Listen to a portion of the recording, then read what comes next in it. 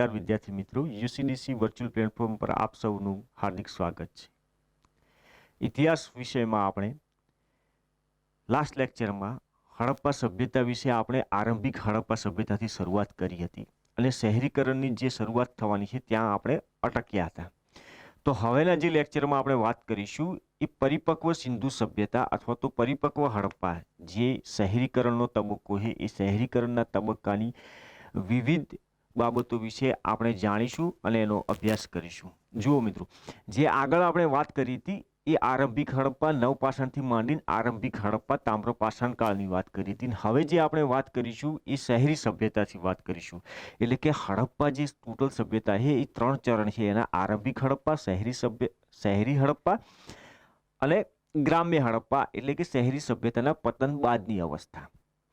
તો મુખ્યત્વે વિદ્યાર્થીઓમાં ગેરસમજણ એ હોય છે કે હડપ્પા સભ્યતા એટલે એમનો ફક્ત ને ફક્ત જે એનાથી સમજણ એમની એટલી જ હોય છે કે શહેરી સભ્યતા, પણ જે મુખ્યત્વે આપણે અભ્યાસ કરીએ છીએ જે પુસ્તકોમાં લોથલ, મોહેંજો-દડો, એના અલગ અલગ જે પુરાઅવશેષો પ્રમુખત્વ, જેમ કે કોઈ નર્તકીની મૂર્તિથી, તો એનાથી ખ્યાલ એ રાખવાનો મગજમાં કે આ શહેરી સભ્યતાની વાત છે। જ્યારે આપણે નગર યોજનાની વાત કરતા હોઈએ ત્યારે શહેરી સભ્યતાની વાત કરીએ, પણ જ્યારે સંપૂર્ણ સિંધુ સભ્યતાની વાત કરવામાં આવે તો સંપૂર્ણ સિંધુ સભ્યતામાં આપણે શહેરી સભ્યતાનું પૂર્વનું ચરણ અને એના પછીના ચરણને પણ ઓળખવું રહ્યું। એના આધારે પ્રિલિમ્સમાં ઘણીવાર ક્વેશ્ચન પૂછાય છે, ખાસ કરીને ગુજરાત રિલેટેડ જ્યારે આપણે અભ્યાસ કરીશું, કારણ કે આપણા મેન્સના જે સિલેબસમાં એક જે પ્રમુખ મુદ્દો છે કે ગુજરાતના સંદર્ભમાં હડપ્પા સભ્યતા, સિંધુ સભ્યતા।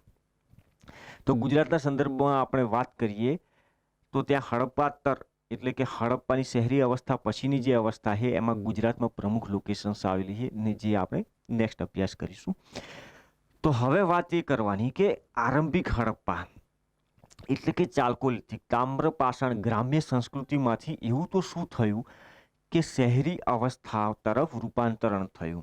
હડપ્પા સભ્યતાની જે શરૂઆત બાબતે આપણે અલગ અલગ થીસીસ જોઈ કે ભાઈ એક મત એવો હતો કે મેસોપોટેમિયાના કારણે થયો હડપ્પા, એનું શહેરીકરણ થયું।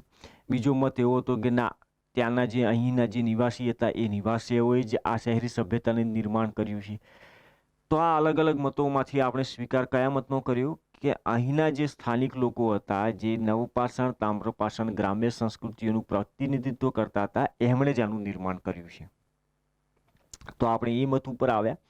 હવે જવાબ એ શોધવાનો રહ્યો કે ભાઈ ગ્રામ્ય સંસ્કૃતિમાંથી શહેરી સંસ્કૃતિ તરફ જે ટ્રાન્સફોર્મેશન થયું, જે ઉત્ક્રાંતિ થઈ, જે રૂપાંતરણ થયું, એ શાના કારણે થયું? તો અલગ અલગ ઇતિહાસકારોએ આના અલગ અલગ કારણો આપ્યા છે। તો પ્રમુખ જે કારણોમાં આપણે જોઈએ તો અહીંયા જે આપણું પ્રથમ જે હેડિંગ છે, આરંભિક હડપ્પા સંસ્કૃતિથી વિકસિત નગરીય હડપ્પા, એક રૂપાંતરણ આપણે કે નગરીય, એક ગ્રામ્ય સંસ્કૃતિથી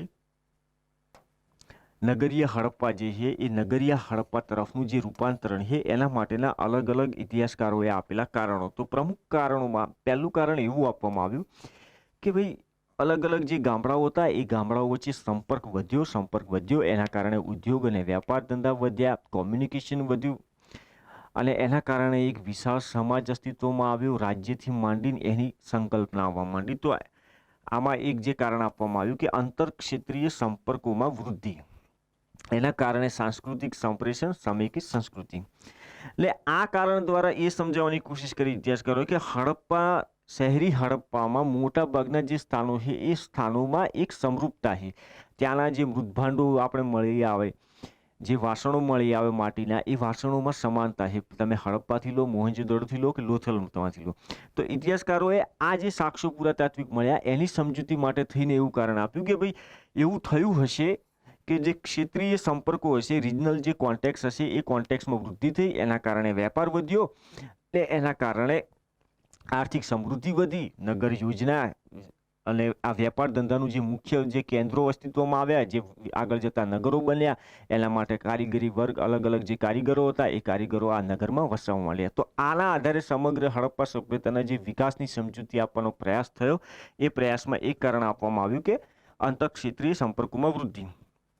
બીજું કે સંપર્કોમાં વૃદ્ધિ થઈ એટલે વ્યાપારમાં વધારો થયો, તો આ બીજું કારણ આપવામાં આવ્યું કે લાંબા અંતરના વ્યાપારમાં વૃદ્ધિ, ક્ષેત્રીય આદાન પ્રદાન, કે ભાઈ ફોરેન અથવા તો અન્ય જે બાહ્ય જે સંસ્કૃતિ હતી સમકાલીન, એ એમના સંસ્કૃતિ સાથે પણ વ્યાપારિક સંબંધો બંધાયા અને એના કારણે આ નગરીય સભ્યતા અસ્તિત્વમાં આવી. કારણ કે જુઓ, કોઈ પણ વિદેશ સાથે આપણે વ્યાપાર કરવાનો હોય તો એ ગામડાઓમાંથી શક્ય નથી. એના માટે એક સેન્ટ્રલાઇઝ સિસ્ટમ જોઈએ, યુનિફાઈડ સિસ્ટમ જોઈએ, અને આ સેન્ટ્રલાઇઝ સિસ્ટમની આવશ્યકતાએ જ હડપ્પાના શહેરીકરણને પ્રવેગ આપ્યો.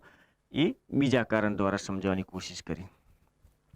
ત્રીજું કે શિલ્પ અને ઉદ્યોગ, એ કારણ આપવામાં આવ્યું કે કારીગરો અને શિલ્પ અને ઉદ્યોગકારો જે હતા એ ગામડામાંથી અમુક ચોક્કસ કેન્દ્રોમાં સ્થાનાંતરિત થયા અને ત્યાં આગળ જતા શહેરો બન્યા, જેથી કરીને તે ધંધા અને રોજગાર માટે થઈને એ લોકો શહેરો તરફ સ્થાનાંતરિત થયા. તો આ શિલ્પ અને ઉદ્યોગનું કારણ આપવામાં આવ્યું. ચોથું કારણ એ આપવામાં આવ્યું કે સિંચાઈ અને કૃષિમાં ઉન્નતિ. બધાએ એવું કીધું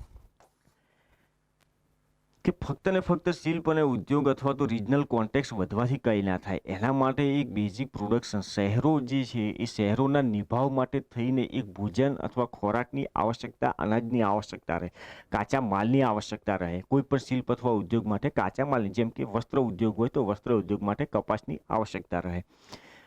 તો આ કાચા માલની આવશ્યકતાની પૂર્તિ જે ઇન્ટિરિયર વિસ્તાર હતો, એટલે કે ગામડા જે હતા, એ ગામડામાંથી થયો. અને એના પાછળ એવો તર્ક આપવામાં આવ્યો કે વ્યવસ્થિત સિંચાઈ દ્વારા, સિંચાઈ તંત્ર દ્વારા અનાજ અને અન્ય કાચા માલનું ઉત્પાદન થવા લાગ્યું. અને આ ઉત્પાદન એટલું પુષ્કળ પ્રમાણમાં થવા લાગ્યું, કારણ કે જુઓ તમે, હડપ્પાના શહેરી કેન્દ્રો જે વિસ્તારમાં અવસ્થિત છે એ સિંધુ અને ઘગ્ગર હાકરા ને ગુજરાતમાં પણ જે મેદાની પ્રદેશ છે, ખાસ કરીને લોથલ ને એ મેદાની પ્રદેશમાં અવસ્થિત છે. એટલે કે ભાઈ કૃષિના પાકોનું ઉત્પાદન વધ્યું, મબલખ ઉત્પાદન, એના કારણે અધિશેષ ઉત્પાદન. ઇતિહાસમાં વારંવાર તમે આ જે વ્યાખ્યા છે અધિશેષ ઉત્પાદન, ઇંગ્લિશમાં એને લખાય સરપ્લસ પ્રોડક્શન.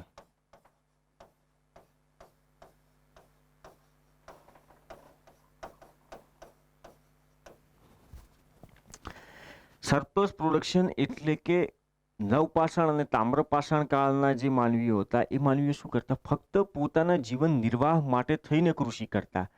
એટલું જ પકવવાનું કે જેટલું ખોરાક માટેની જરૂરિયાત હોય. પણ કોમર્સ, વાણિજ્ય, અનાજનો વ્યાપાર કરાર શક્ય બને જ્યારે એટલું ઉત્પાદન કરવામાં આવે કે પોતાના જીવન નિર્વાહની આવશ્યકતાઓ પૂર્ણ થતાં પણ અમુક અનાજ બચી શકે, વધે. તો આ જે વધારાનું અનાજ છે એ શાના માટે ઉપયોગમાં લઈ શકાય? અન્ય વસ્તુઓ જેમ કે શિલ્પ અથવા તો ઉદ્યોગથી માંડીને જે અન્ય ઉત્પાદનો છે એ ઉત્પાદનોને ખરીદવા માટે as a monetary exchange, barter એક્સચેન્જમાં આનો ઉપયોગ થઈ શકે. એટલે એકબીજા પરસ્પરનો જે નિર્ભરતા છે શહેરો અને ગામોની, એના માટે મુખ્યત્વે આ જવાબદાર. કારણ કે શહેરોને જરૂર શાની છે? અનાજની. એના બદલામાં શહેરો શું કરશે કે ભાઈ શિલ્પ અને હેન્ડીક્રાફ્ટ અને જે ઇન્ડસ્ટ્રીયલ જે પ્રોડક્શન છે એ પ્રોડક્શન ગામડાવાળાને આપશે. તો આ એક કારણ આપવામાં આવ્યું. તો જો એક્ઝામમાં આપણે પૂછાય તો આ બધા કારણોનો સમુચ્ચય આપણે લખવાનો. અલગ અલગ ઇતિહાસકારોએ પર્ટિક્યુલર કોઈ એક કારણ ઉપર વધારે ફોકસ આપ્યું છે, પણ આપણે જો એક્ઝામમાં લખવાનું થાય તો આ બધા કારણો નેરેટ કરી નાખવાના. તો સિંચાઈ અને કૃષિમાં ઉન્નતિવાળું.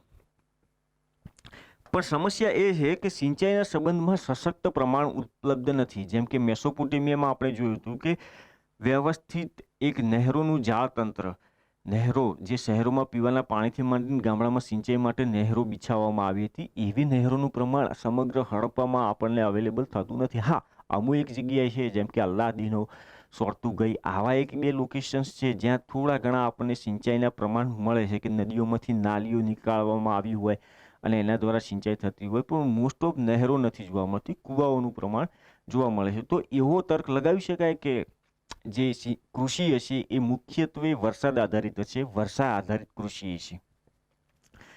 નેક્સ્ટ આપણે જોઈએ, નેક્સ્ટ સ્લાઇડમાં પાંચમું કારણ એવું આપ્યું કે ભાઈ બધું બરાબર, કૃષિ ખરી, સિંચાઈ ખરી, ઔદ્યોગિક ઉત્પાદન ખરું, શિલ્પ ઉત્પાદન ખરું, બધું ખરું, પણ કોઈ એવો શક્તિશાળી વર્ગ હોવો જોઈએ કે આખી સમરૂપ આવી સભ્યતા બનાવી શકે. કોઈ એવો શક્તિશાળી વર્ગ હોવો જોઈએ કે આ બધા જે ઉત્પાદનો હોય એને નિયંત્રિત કરી શકે, રેગ્યુલેટ કરી શકે. જેમ કે ભારતમાં આપણે અત્યારે વાત કરીએ, આટલા બધા ઉદ્યોગો છે, આટલી બધી સેન્ટ્રલાઇઝ સિસ્ટમ જે આપણી છે એ બધી વિખેરાઈ જાય જો કેન્દ્ર સરકાર ના હોય, રેગ્યુલેટિંગ પાવર ના હોય, રિસોર્સનું ડિસ્ટ્રીબ્યુશન અને રિસોર્સ એલોકેશન માટે કોઈ ઓથોરિટી ના હોય. તો અમુક ઇતિહાસકારે એવો તર્ક આપ્યો કે ભાઈ ઉત્પાદન, કૃષિનું ઉત્પાદન તો નવપાષાણ, તામ્રપાષાણમાં પણ થતું, પણ આ કૃષિનું ઉત્પાદન જે છે એને ગામડામાંથી શહેરમાં લાવવાનું એઝ અ રેવન્યુ કલેક્શન, રાજસ્વના સ્વરૂપમાં એ ગામડાના લોકો ઉપર અમુક ટેક્સ લગાવી અને એને શહેરોમાં લાવવાનું, શહેરોમાં એને સંઘરવાનું, એને ડિસ્ટ્રીબ્યુટ કરવાનું, આ બધી વ્યવસ્થા વિકસાવવી પડે. ને એ વ્યવસ્થા વિકસાવવા માટે એક ચોક્કસ વર્ગ હોય, શાસક વર્ગ હોય, નેતૃત્વકારી વર્ગ હોય. તો એમણે કીધું કે ના ભાઈ, કોઈક રાજકીય નેતૃત્વ ઉભો રહ્યું હશે, નવું કંઈક રાજકીય નેતૃત્વ આવ્યું છે અને એના કારણે આ શહેરો અસ્તિત્વમાં આવ્યા છે. એ પણ એક કારણ આપવામાં આવ્યું.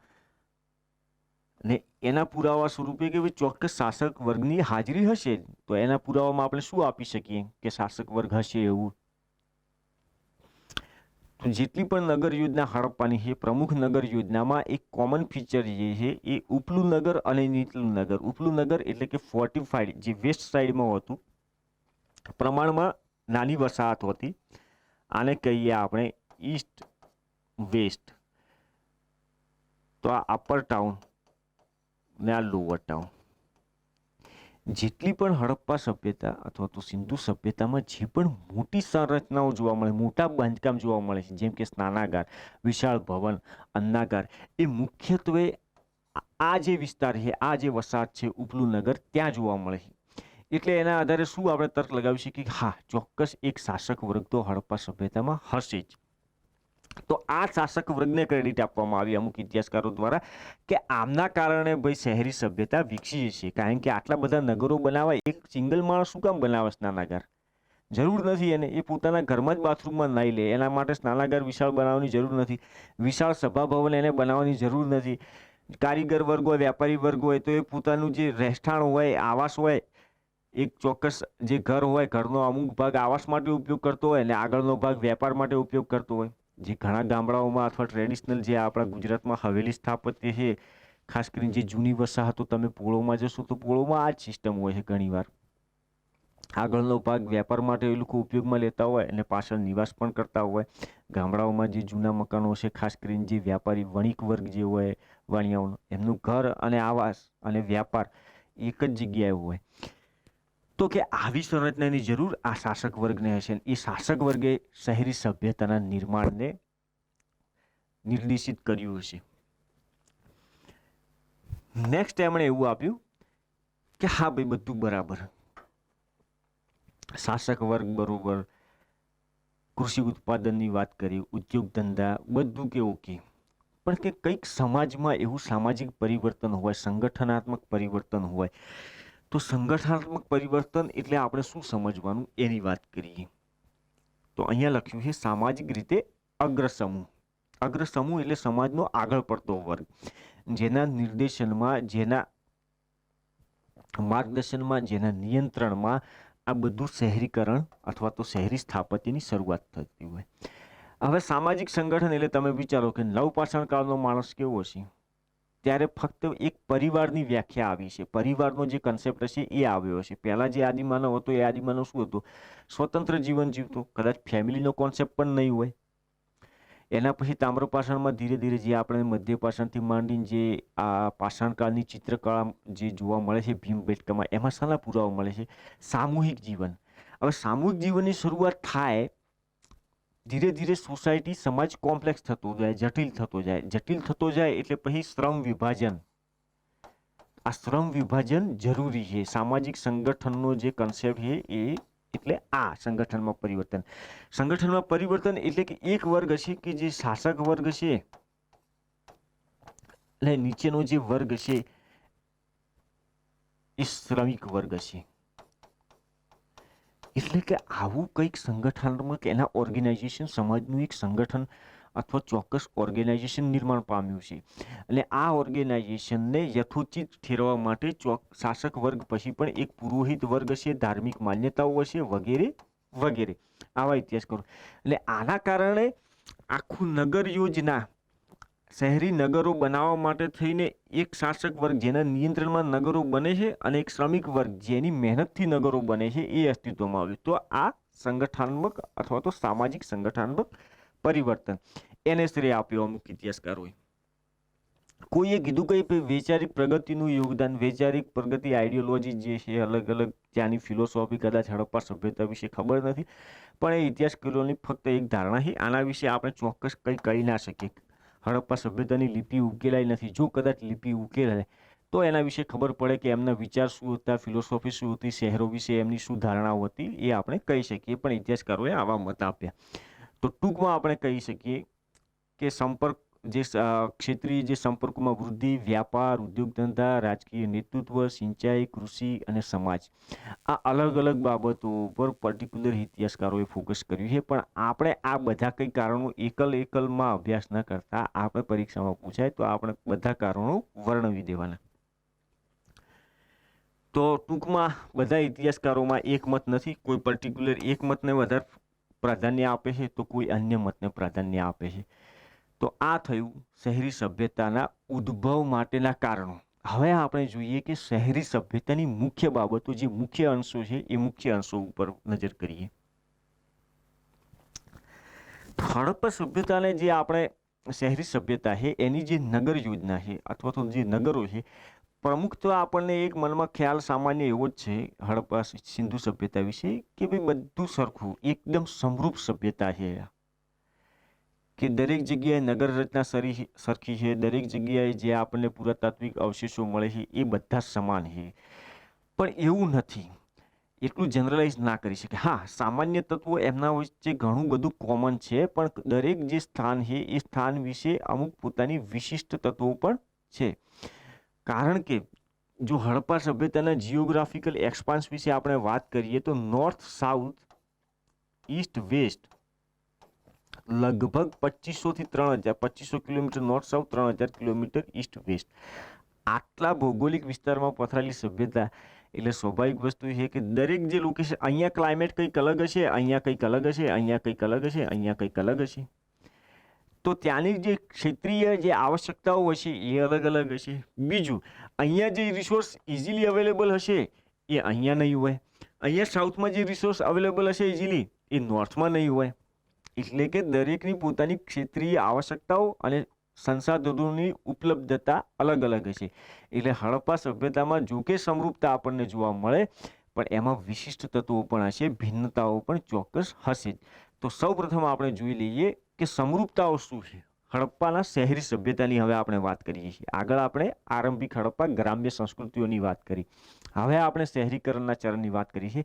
હવે આપણે જે વાત કરીએ છીએ એનાથી ફક્ત ને ફક્ત આપણો નગર યોજનાથી મતલબ છે, અને જે નગરીય ચરણ છે ત્યાંના જે અવશેષો છે તેનાથી મતલબ છે.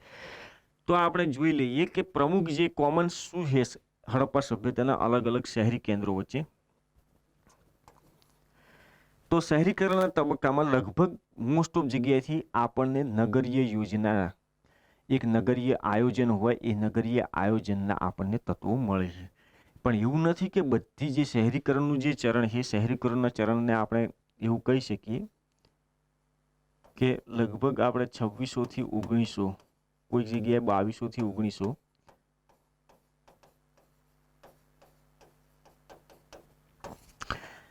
આ ચરણમાં રાખી શકીએ. આ જે 300-400 વર્ષનો જે સમયગાળો છે એ સમયગાળામાં જે આપણને પ્રમુખત્વ, જે પુરાતાત્વિક અવશેષો મળે છે એ નગરીય હડપ્પાના છે.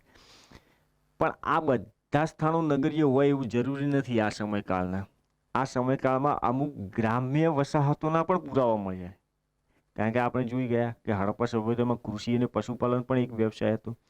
એટલે કે નગરો હોય એની સાથે ગામડાઓ તો હોવાના જ. એટલે એવું મિસકન્સેપ્શન ના કરતા કે બિલકુલ આ નગરીય સભ્યતા હતી ને એમાં ગામડાઓનું કોઈ અસ્તિત્વ નહોતું.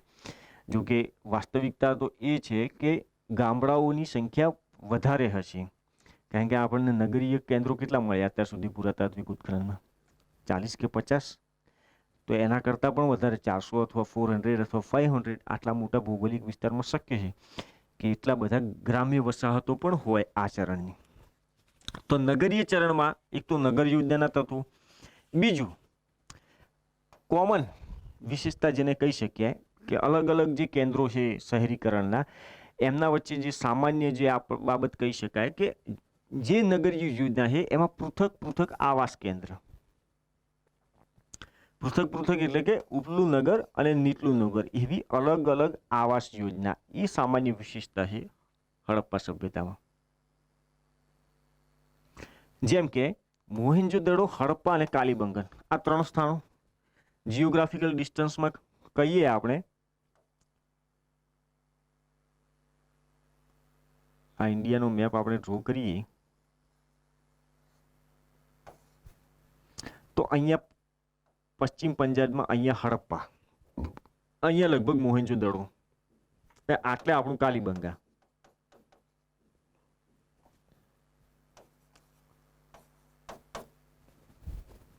આ 3 લોકેશન ખરી.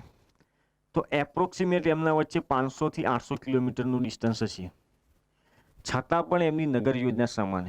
એટલે હવે તમને ઇતિહાસકારોનો તર્ક સમજાયો કે કોઈ ચોક્કસ શાસક વર્ગ હશે.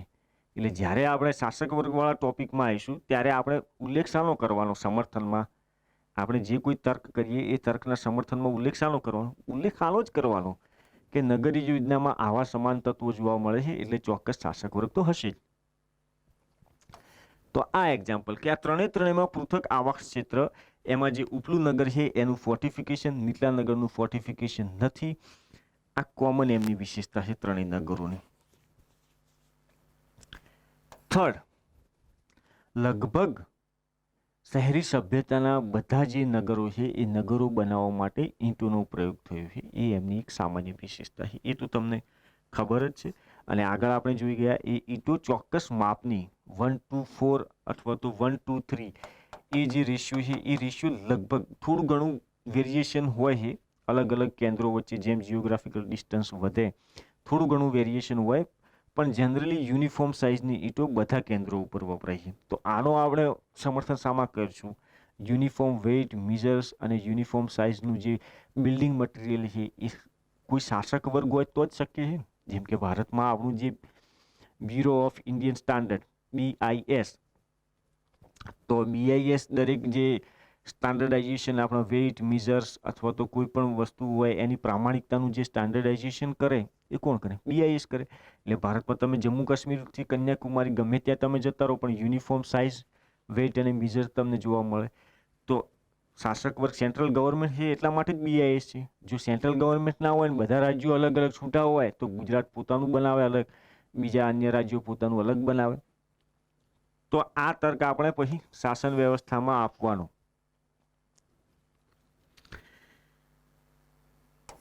એ જ વાત કરી કે આ અનુપાતમાં ઈંટોનો પ્રયોગ થયો. જનરલી આ છે, હા થોડું ઘણું વેરિએશન ખરું.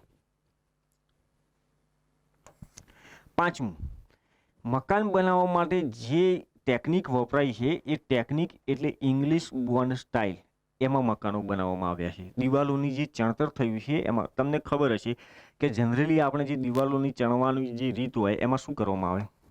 ઇંગ્લિશ બોન્ડ સ્ટાઇલ એટલે કે આ રીતે એક ઈંટ આ રીતે મૂકી, આમ આડી મૂકી છે ઈંટ. માની લો કે આ લેન્થ ઉપર લેન્થ વાઇઝ ઈંટ મૂકી છે. નેક્સ્ટ જે ઈંટ છે એ લેન્થ વાઇઝ મૂકી,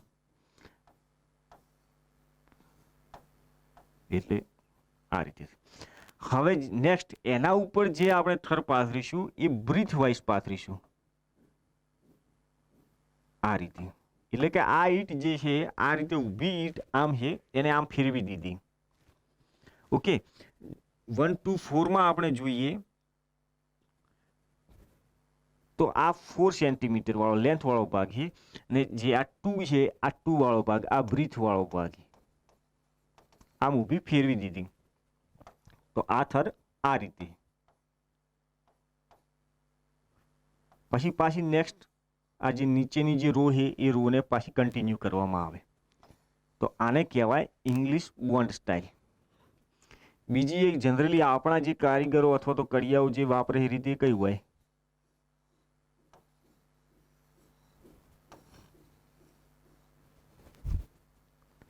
બરોબર ને? તો આ જે મેથડ છે એને ઇંગ્લિશ બોન્ડ સ્ટાઇલ કરવાનો, કારણ કે મોટાભાગના જે આ રીતની જે દિવાલ રચના છે એ ઇંગ્લેન્ડમાં જોવા મળતી. એટલે ઇતિહાસકારો પણ મોસ્ટ ઓફ કોણ હતા? બ્રિટિશર્સ હતા ત્યારે. એટલે એમણે શું નામ આપ્યું કે ઇંગ્લિશ બોન્ડ સ્ટાઇલ. તો આ રીતની દિવાલોની સંરચના લગભગ બધા શહેરોમાં, હડપ્પા સભ્યતાના લગભગ બધા શહેરી કેન્દ્રોમાં દિવાલો જે છે એ આ પ્રમાણે બનાવવામાં આવી છે, આ ટેકનિકથી. છઠ્ઠું, લગભગ હડપ્પા સભ્યતાના બધા શહેરી કેન્દ્રોમાં જે મકાનોની સંરચના છે, મતલબ કે આ જો શેરી હોય એટલે આ મકાન હોય, તો આ આંગણાનો ભાગ હોય, પછી આટલેથી બેન જે લિવિંગ એરિયા હોય અહીંયાથી સ્ટાર્ટ થાય, એટલે આ ખુલ્લું આંગણું હોય, અને આંગણામાં કૂવાની પણ વ્યવસ્થા હોય. એટલે નાનકડી જે ગળીઓ, મુખ્ય માર્ગ ઘરની પાછળ તરફ હોય, ઘરની આગળ તરફ જે મેઇન ડોર હોય એ મેઇન ડોર ગલીમાં ખુલે, જે સાંકડી જે શેરી હોય એ શેરીમાં ખુલે, મુખ્ય જે માર્ગ હોય એ મુખ્ય માર્ગ ઉપર ના ખુલે. મુખ્ય માર્ગ ઉપર જવું હોય તો પાછી આ ગલીમાં થઈ અહીંયાથી આમ થઈને મુખ્ય માર્ગ ઉપર જવાય. તો મુખ્ય જે માર્ગ હોય એ મુખ્ય માર્ગ ઉપર મેઇન ડોર ઘરનો ના ખુલતા ગલીમાં ખુલે. અને બીજું કે દરેક ઘરમાં આંગણાની સુવિધા, લિવિંગ એરિયા અને જે એન્ટ્રન્સ ગેટ હોય એના વચ્ચે અમુક સ્પેસ ખાલી હોય, અને આ ગામડામાં જે લોકો રહેતા છે એમને ખબર હશે કે પહેલાં આંગણું આવે, પછી ઓસરી આવે, પછી ઘરનો ઉંબરો, પછી ઘર હોય. આ રીતની વ્યવસ્થા આપણા પરંપરાગત જે ઘરોની રચના હોય એ આ રીતે હોય. તો આંગણાની સુવિધા અહીંયા હોતી. તો હડપ્પા સભ્યતા જે છે એ ભારતીય સમાજ અને સંસ્કૃતિમાં આજે પણ જીવંત છે. જેમ કે 2015માં યુપીએસસી મેન્સમાં ક્વેશ્ચન પૂછાયો હતો કે મેસોપોટેમિયા એટલે ઇજિપ્તની સભ્યતાઓ નાશ પામી, જ્યારે ભારતીય સભ્યતાઓ, પ્રાચીન ભારતીય જે સભ્યતાઓ છે એ આજે પણ જીવંત છે. તો આ જીવંતમાં તમે હડપ્પા સભ્યતાના અનેક જે પ્રતીકો છે, ધાર્મિક પ્રતીકો છે, એનું તમે ઉદાહરણ આપી શકો, એના ઘરોની બનાવટનું ઉદાહરણ આપી શકો, કે આ આંગણાની સુવિધા, આ આંગણાની સુવિધા ભારતના દરેક જે પરંપરાગત તમે ગામડામાં જશો તો આંગણું તો ચોક્કસ હશે. છેક હડપ્પા કાળથી માંડીને આજ સુધી અવિરતપણે આ તત્વો આપણને વિદ્યમાન જોવા મળે છે. પશ્ચિમી જે સંસ્કૃતિઓ છે એ પશ્ચિમી સંસ્કૃતિઓમાં આ કોન્સેપ્ટ જ નથી કે આંગણું હોય ને ઓસરી હોય ને. બરોબર. સાતમું, ઘરમાં બારી, વિન્ડોઝ, પ્રકાશની સુવિધા માટે જાળીદાર બારીઓ હોય એવી બારીઓ, એ બારીઓમાં પડદા લગાવવાની પણ વ્યવસ્થા હોતી હડપ્પા સભ્યતામાં. બારીઓ મોસ્ટ ઓફ લાકડાની હોતી ને પડદાઓનો ઉપયોગ, એટલે કે વેન્ટિલેશન પ્રત્યે પણ એ લોકો સજાગ હતા. આમાંથી તમારે પોઈન્ટ ઉપાડવાનો છે કે હડપ્પા સભ્યતાના લોકો આરોગ્ય પ્રત્યે બહુ સચેત હતા.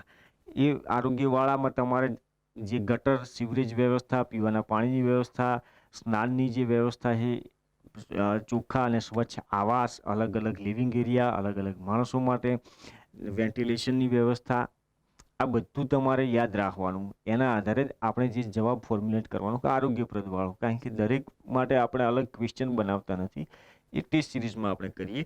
પણ અહીંયા આનાથી આપણે ખ્યાલ એ બાંધવાનો કે આ ટોપિકને આપણે લઈ શકીએ, એમનું જે સ્વાસ્થ્યપ્રદ જે જીવન પદ્ધતિ હતી, સ્વાસ્થ્ય પ્રત્યે જે લોકોની સચેતતા હતી, એમાં આપણે લઈ શકીએ. નેક્સ્ટ, સામાન્ય તત્વોમાં વાત કરીએ તો હા, હવે ઘણીવાર ક્વેશ્ચન થતું હશે કે દિવાલ જે હોય એ દિવાલ ઈંટોની બનાવી દીધી, તો જે છત હોય એ શાની હોય? સામાન્ય રીતે આપણે પણ દિવાલ, અત્યારે પણ મકાનોનું બાંધકામ થાય એમાં દિવાલ તો ઈંટોની જ હોય, પણ છત શાની હોય? આરસીસી સ્લેબ ભરેલા હોય એની હોય. પણ ત્યારે તો આરસીસી કોન્ક્રીટ હતું નહીં, લોખંડ તો હતું નહીં હડપ્પા સભ્યતામાં. તો ત્યારે જે છત હતી એ છત શાની બનાવવામાં આવતી? લાકડાની છત બનાવવામાં આવતી. સેમ આપણે સમજી લો કે અત્યારે જે ઓરડા બનાવવામાં આવે છે, જે ગામડાઓમાં જે ઓરડાઓ બનાવવામાં આવે છે, એ ઓરડામાં શું હોય? આ રીતે ઓરડો હોય ને દિવાલ પણ આ રીતે દિવાલ હોય. પછી એ લાકડાના ટેકણ ભરાવીને ઓરડો આ રીતે બનાવેલો હોય. બરોબર. તો ગામડામાં જે ઓરડા હોય એમાં દિવાલ ઈંટોની હોય, એટલે ઉપર લાકડાની પછી ફ્રેમ ઉપર પછી નળિયા ગોઠવવામાં આવે, એ વ્યવસ્થા હોય. તો આમાં હડપ્પા સભ્યતામાં પણ જે છત હોતી એ છત લાકડાની હોતી. આપણા જે જૂના મકાનો, જે હવેલી જે સ્થાપત્ય કહીએ આપણે પૂગળોમાં, એ પૂગળોમાં પણ સેમ એ જ વ્યવસ્થા હોય. દિવાલ ઈંટોની છે અને જે છત હોય છે એ લાકડાની હોય છે. મલ્ટી સ્ટોરેજ જે હવેલી હોય છે, 2-3 માળના જે ઘરો હોય છે, એ ઘરોમાં પણ જે ફ્લોરિંગ હોય છે, છત હોય છે 1-2 માળ વચ્ચે, એ પણ સંપૂર્ણ લાકડાની જ હોય છે. 9, લગભગ દરેક શહેરી કેન્દ્રોમાંથી સ્નાનાગર અને શૌચાલય એના અવશેષો આપણને પ્રાપ્ત થાય છે. ને સ્નાનાગારમાં મોસ્ટ ઓફ જે તળિયું હોય એ તળિયું પાકી ઈંટોનું હોય છે, આંગણામાં કૂવા એની વ્યવસ્થા, એટલે સ્નાન અને શૌચાદી પ્રત્યે એ લોકો સચેત હતા. તો સફાઈ અને સ્વાસ્થ્યપ્રદ માટે આપણે આ બીજો મુદ્દો લખી શકીએ ને પછી એમાં એક્ઝામ્પલ આપી દેવાના, એક્ઝામમાં ક્વેશ્ચન પૂછાય તો. 10મું, સીવરેજ વ્યવસ્થા એટલે કે જે સ્નાન અને શૌચ ક્રિયા એના કારણે જે કંઈ પણ વેસ્ટ વોટર હોય એના નિકાલ માટે પાછી અલગ વ્યવસ્થા છે હડપ્પા સભ્યતામાં. અને વર્ષા જળ રેઇન વોટર, એ રેઇન વોટરના નિકાલ માટે પણ અલગ વ્યવસ્થા છે. લગભગ બધા શહેરી કેન્દ્રોમાં આ એક સામાન્ય વિશેષતા છે.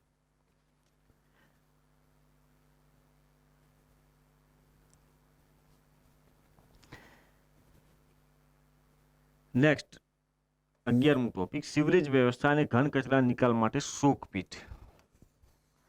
તો આ કોમન બાબત જે કહી શકાય, લગભગ બધા શહેરી કેન્દ્રોમાં નથી, પણ અમુક જે શહેરી કેન્દ્રો છે જેમ કે કાલીબંગા છે, હડપ્પા અથવા તો મોહેંજો-દડો, એમાં જે પ્રવાહી જે મળ હોય એના નિકાલ માટે તો નાળીઓની વ્યવસ્થા છે જ, અને એ નાળીઓમાં જે ઘન કચરો હોય જેના કારણે નાળીઓ ચોક ના થઈ જાય, જે ગટર હોય એ ચોક ના થઈ જાય, તો અમુક જગ્યાએ શોકપીટ મૂકેલા છે જેથી ઘન કચરો ત્યાં અટકી જાય. એના ઉપર ઢાંકણાની વ્યવસ્થા, જે ઢાંકણું લઈ અને પછી ઘન કચરો રિમૂવ કરી શકાય, કાઢી શકાય, એ રીતની વ્યવસ્થા છે.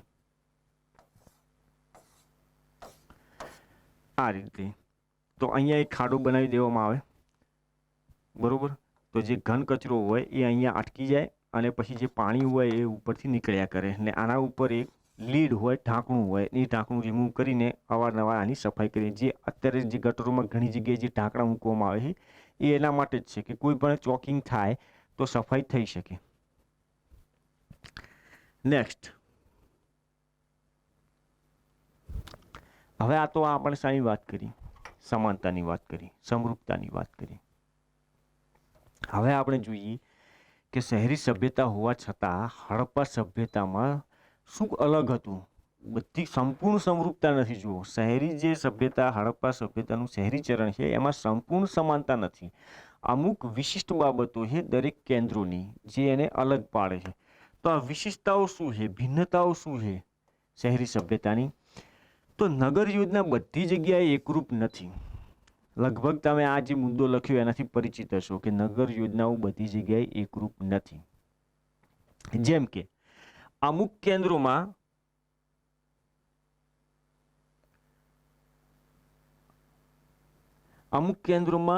ઉપલું નગર અને નીચલું નગર બે ભાગમાં વહેંચાયેલી હોય આવાસ યોજના. અમુકમાં શું હોય, ઉપલું, નીચલું અને મધ્ય એમ 3 ભાગમાં પણ વહેંચાયેલી હોય. અમુકમાં ફોર્ટિફિકેશન ફક્ત ઉપલા નગરની આસપાસ થયું હોય, તો અમુકમાં 3 નગરો આસપાસ ફોર્ટિફિકેશન થયું હોય. તો એ ભિન્નતા કહી શકીએ આપણે, સમરૂપતા નથી. તો જોઈએ, એક જે કન્સેપ્ટ હતો આપણો કે મોહેંજો-દડો અને હડપ્પા, મોહેંજો-દડોમાં ગ્રીડ પ્રકારની, મતલબ કે 90 ડિગ્રી એંગલે રસ્તાઓ એકબીજાને ઇન્ટરસેક્ટ થતા હોય, છેદતા હોય, એ રીતની વ્યવસ્થા હતી. એને ગ્રીડ પ્રકારની કહી શકાય. પણ આવી જે માર્ગ યોજના છે એવી દરેક સ્થળોએ આપણને ગ્રીડ પ્રકારની યોજના જોવા મળતી નથી. અને ઇનફેક્ટ હવે જે નવીન જે સંશોધન મુજબ કે મોહેંજો-દડોમાં પણ રસ્તાઓ એક્ઝેક્ટ 90 ડિગ્રી ઉપર નથી એકબીજાને ઇન્ટરસેક્ટ કરતા, થોડો ઘણો આ રીતે તો એક્ઝેક્ટ 90 ડિગ્રી ઉપર એકબીજાને ઇન્ટરસેક્ટ નથી કરતા. તો એ સમજવું રહ્યું. અને બીજું, આ પ્રકારની જે ગ્રીડ પ્રકારની જે યોજના છે એ હડપ્પા સભ્યતાના બધા સ્થળોથી પ્રાપ્ત થતી નથી. આપણે આરંભિક હડપ્પામાં જોયું હતું. બીજા પણ 1-2 સ્થળો છે જ્યાં આપણે શરૂઆત કહી શકીએ. જેમ કે હડપ્પામાં ગ્રીડ પ્રકારની જે માર્ગ યોજના છે એ માર્ગ યોજનાની શરૂઆતનો આપણને આભાસ મળે છે, પણ વ્યવસ્થિત જે ગ્રીડ પ્રકારની અથવા તો નિયર ટુ લગભગ ગ્રીડ પ્રકારની જે યોજના છે એ આપણને મોહેંજો-દડોમાંથી જ મળે છે, બીજી જગ્યાએ મળતી નથી. બીજું આપણે ભિન્નતામાં ઉદાહરણ આપી શકીએ કે લોથલ અને સુરકોટડામાં પૃથક આવાસીય ક્ષેત્ર નથી. એટલે કે જે આપણે ઉપલું નગર કહીએ છીએ એ એક જ, ઉપલું નગર કહો અથવા તો નીચલું નગર કહો, એ એક જ આવાસીય યોજના છે. એની આસપાસ જ ફોર્ટિફિકેશન એવી એક જ વસાહત એ લોથલ અને સુરકોટડા, બીજી કોઈ નીચલું નગર કે એવું કશું નથી આ બે લોકેશન્સ ઉપર. તો અલગ થઈ એ ભિન્નતા થઈ. લગભગ આપણને શું એવો ખ્યાલ મગજમાં ખ્યાલ એવો છે હડપ્પા સભ્યતા વાંચીને ટેક્સ્ટ બુકમાં કે ભાઈ ઉપલું નગર અને નીચલું નગર, તો એવી યુનિફોર્મિટી બધી જગ્યાએ નથી. નેક્સ્ટ આપણે વાત કરીએ તો ધોલાવીરામાં જેમ કે એક્ઝામ્પલ છે ગઢ, મધ્યનગર અને નીચલું નગર એમ 3 ભાગમાં વસાહત વેચાયેલી છે. એટલે કે 3 ભાગમાં પણ છે, સિંગલ વસાહત પણ છે, અને જે કોમન જે આપણે કહીએ કે લગભગ ઘણા બધા સ્થળોમાં ઉપલું નગર અને નીચલું નગર એમ 2 ભાગમાં વેચેલી વસાહત છે, પણ એના એક્સેપ્શન અપવાદ પણ ખરા. તો આ આપણી ભિન્નતા. નેક્સ્ટ આપણે જોઈએ ઈંટોવાળામાં. આપણે જોયું સમૃદ્ધતામાં શું જોયું ઈંટોવાળામાં કે હડપ્પા સભ્યતામાં લગભગ પાકી ઈંટોનો પ્રયોગ થયો છે મકાનો બનાવવા માટે, ને ફોર્ટિફિકેશનમાં કાચી ઈંટોનો પ્રયોગ થયો છે. પણ ગામડાઓમાં કઈ ઈંટોનો પ્રયોગ થયો છે? કાચી ઈંટોનો પ્રયોગ થયો છે. જ્યારે નગરોમાં શું છે? તડકામાં પકવેલી અથવા તો ભઠ્ઠીમાં પકવેલી પાકી ઈંટોનો પ્રયોગ થયો. તો આ ડિફરન્સ આપણે મેન્શન કરી શકીએ શહેરી સભ્યતાના ચરણમાં. એક એક્સેપ્શન છે એમાં કે ધોલાવીરા, તો એમાં જે ફોર્ટિફિકેશન થયું છે એ ધોલાવીરામાં પથ્થરોનો ઉપયોગ થયો છે. લગભગ ફોર્ટિફિકેશનમાં શાનો ઉપયોગ થયો છે? મોહેંજો-દડો લઈ લો, હડપ્પા લઈ લો, કાલીબંગા લઈ લો, લોથલ લઈ લો, એ બધામાં કાચી ઈંટોનો પ્રયોગ થયો છે ફોર્ટિફિકેશનમાં, એના આસપાસ કિલ્લેબંધ દિવાલ બનાવવામાં. જ્યારે ધોલાવીરામાં પથ્થરોનો ઉપયોગ થયો છે. તો આ એક ડિફરન્સ આપણે મેન્શન કરી શકીએ.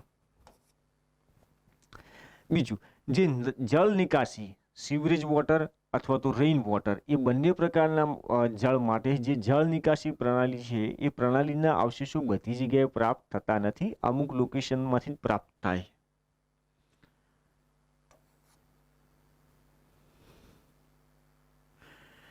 ચોથું, એક આપણને કોમન જે લાગે હડપ્પા સભ્યતામાં કે ભાઈ હડપ્પા સભ્યતામાં બધી જ જગ્યાએ કૂવાઓ હતા અને કૂવાઓ દ્વારા જ સિંચાઈ થતી અથવા તો કૂવાઓ દ્વારા જ પીવાના પાણીની જે આવશ્યકતા હોય એ આવશ્યકતાની પૂર્તિ થતી.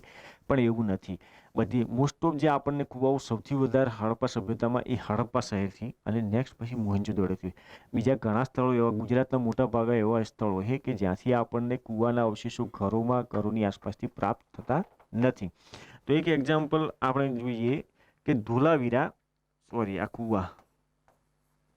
ધોલાવીરામાં આપણને એક વ્યવસ્થિત રેઇન વોટર કુદરતી જે જળાશય હોય એ જળાશય દ્વારા પીવાના પાણીની આવશ્યકતાની પૂર્તિ એના અવશેષો જોવા મળે છે. ત્યાં જે નગર યોજના છે એ નગર યોજનામાં કૃત્રિમ જળાશયો બનાવવામાં આવ્યા છે. કૃત્રિમ જળાશયોમાં વરસાદી જે જળ હોય એનો સંગ્રહ કરવાનો અને એનો પછી ઉપયોગ કરવાનો, એના માટેની વિસ્તૃત રચનાઓ ધોળાવીરામાં મળી છે. ધોળાવીરામાંથી આપણને કૂવાના પ્રમાણ પ્રાપ્ત થતા નથી.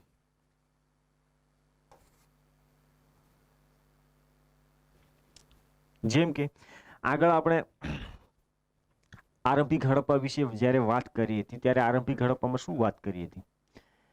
ઘગ્ગર હાગરા સંસ્કૃતિ, એના જે મૃતભાંડો હોય એ મૃતભાંડો આપણને આમરીમાંથી મળે, એટલે કે પાકિસ્તાનમાંથી મળે. રાજસ્થાન અને હરિયાણા ક્ષેત્રના જે આરંભિક હડપ્પાઈ સ્થળો હોય એટલે થોડી ઘણી વિશેષતાઓ હતી. એટલે મૃતભાંડો જે છે હડપ્પા ટોટલ જે સભ્યતા છે એ સભ્યતાના બધા મૃતભાંડોને આપણે એક જ કેટેગરીમાં ના મૂકી શકીએ, કારણ કે જિયોગ્રાફિકલ ડિસ્ટન્સ આટલું બધું છે એટલે કલર વેરિએશન આવે. દરેક જે કારીગર હોય કારીગરના પોતાના વિચાર થોડા અલગ હોય, તો એની જે સજાવટ માટે જે અલગ અલગ ભાતોનો ઉપયોગ કર્યો હોય, અલગ અલગ જે ડિઝાઇન્સ અથવા તો મોટિફનો ઉપયોગ કર્યો હોય એમાં પણ વિવિધતા હોય. તો એ વસ્તુ છે મૃતભાંડમાં, વાસણોમાં. નગર તથા ગ્રામ્ય વિસ્તારોમાં લગભગ સમાન પ્રકારના મૃતભાંડો હડપ્પાના શહેરી કેન્દ્રોમાંથી પણ મળ્યા છે અને ગ્રામ્ય વિસ્તારોમાંથી પણ મળ્યા છે, પણ એમાં આપણને સ્થાનિક ભિન્નતા જોવા મળે છે. લોકલ વેરિએશન ખરી, એટલે કે સમરૂપતા નથી, એ યાદ રાખવાનું. નેક્સ્ટ આપણે વાત કરીએ. હવે આ થઈ ગઈ આપણી હડપ્પાનું જે નગરીય આયોજન છે અથવા તો નગરીય જે સભ્યતા છે એના આપણે સમાન તત્વો, કોમન એન્ડ ડિફરન્ટ એલિમેન્ટ, જે ભિન્નતાઓ છે એમના ડિફરન્સીસ છે એ જોયા. હવે આપણે વાત કરીએ કે હડપ્પા સભ્યતામાં કૃષિ અને ખાદ્ય પદાર્થો એમાં શું પ્રમુખ બાબતો હતી, એમાં શાના અવશેષ મળે છે, આ વસ્તુ તમને પ્રિલિમ્સ માટે ઉપયોગી છે. મેન્સ માટે કૃષિ અને ખાદ્ય પદાર્થોવાળું એટલું બધું ઉપયોગી નથી. હા, સામાજિક જીવન જો પૂછાય તો તમે ખોરાક અને ખાદ્યમાં તમે આનો એક મેન્શન કરી શકો. તો આ વસ્તુ યાદ રાખવાની કે આટલા આટલા મળે છે. પ્રિલિમ્સમાં કદાચ પૂછાય કે નીચેનામાંથી કયા કયા જે એ હડપ્પા સભ્યતામાં પ્રમુખ કૃષિ પેદાશો હતી એવું કરીને પૂછે. મલ્ટિપલ ચોઇસ ક્વેશ્ચન જેવો હોય, 1 2 3 4 એમાંથી તમારે સિલેક્ટ કરવાનું હોય કે 1 2 3 અથવા 2 3, તો આ ચોક્કસ યાદ રાખવા જેવું છે. તો કૃષિમાં આપણને ઘઉં એના સાક્ષ્યો મળે. જાઓ, અહીંયા લોકેશન્સ આપેલી છે મોહેંજો-દડો, હડપ્પા, કાલીબંગા. આટલાથી મળી ચૂક્યા છે વ્યાપક પ્રમાણમાં આ અવશેષો, ઘઉંના સાક્ષ્યો. ઘઉંની પણ 2 3 પાછી જાતો, જે કિસ્મો હોય ઘઉંની, એના આપણને સાક્ષ્યો મળ્યા છે. ત્રીજું, તલ. હડપ્પામાંથી તલના સાક્ષ્યો મળ્યા છે. ચોથું છે બાજરી. હડપ્પા, સુરકુટડા, સોરતુગઈ, આ યાદ રાખજો. ને રોજડી. છેક અફઘાનિસ્તાનમાં બાજરીને આપણને અવશેષો મળ્યા છે અને ગુજરાતમાં રોજડીમાંથી પણ મળ્યા છે. અને એમાં જે બાજરી જે છે, ટોટલ હડપ્પા સભ્યતામાં બાજરીની સૌથી વધારે કેટલી જાતો મળી? 6 જાતો બાજરીની મળી છે. 6 ટાઈપ્સ બાજરીની. અને એ જો સંયોગ નથી, આજનું જે હડપ્પા સભ્યતા જે આપણું છે,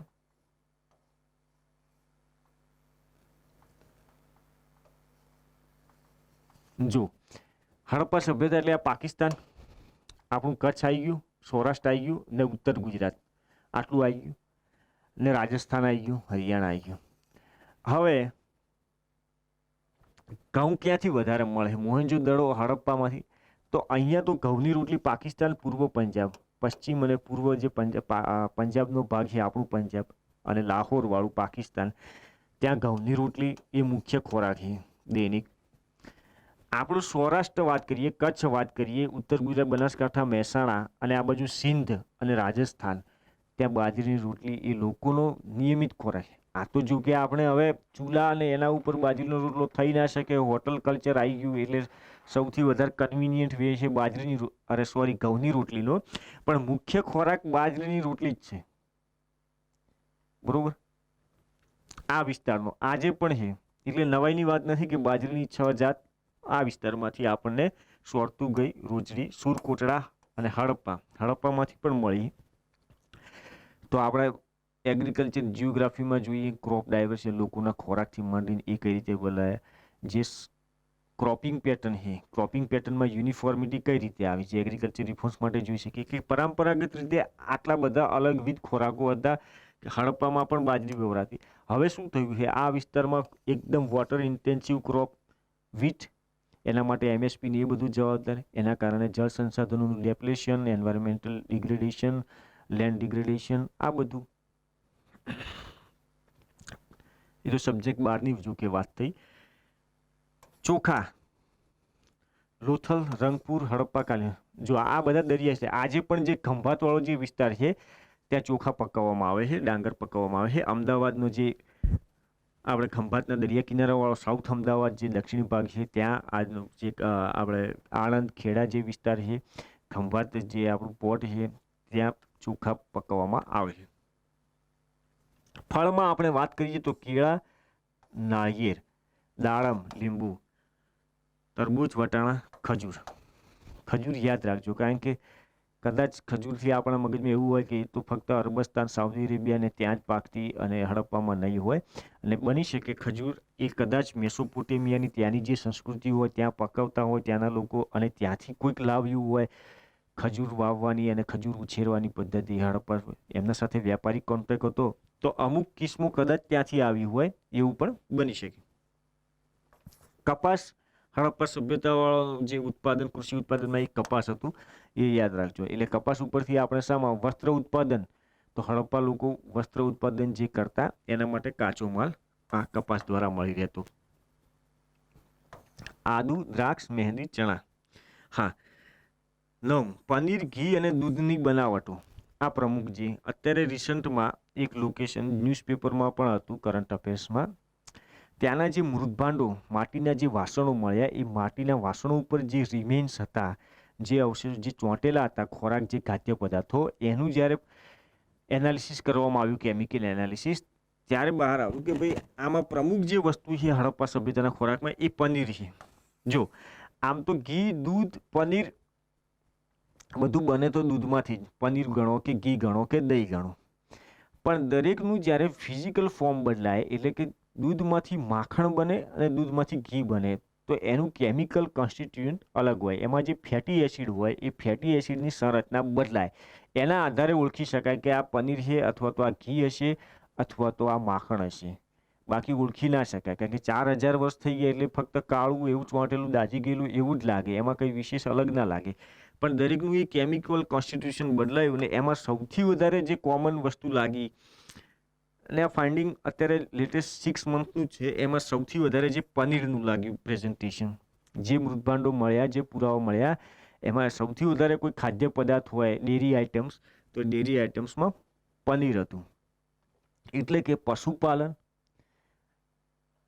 અને દૂધ ઉત્પાદનની અનેક જે દૂધની જે બનાવટો હતી એ હડપ્પા સભ્યતાના લોકોનો મુખ્ય ખોરાક હતો. અને જે આ વિસ્તારમાં વસતા લોકો છે એમનો આજે પણ એક ખોરાક મુખ્ય છે, પશુપાલન અને કૃષિ.